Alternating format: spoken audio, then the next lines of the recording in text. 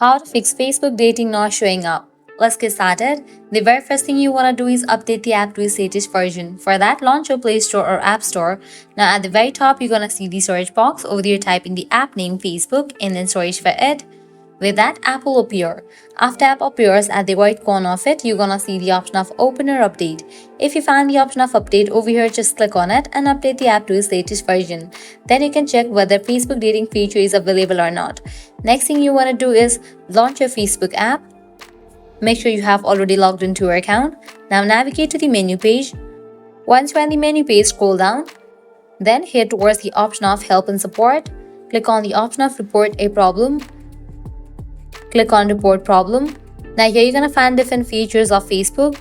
Go ahead and select the option of other. Now here you have to describe about the issue that dating feature is not available in your Facebook account and send it.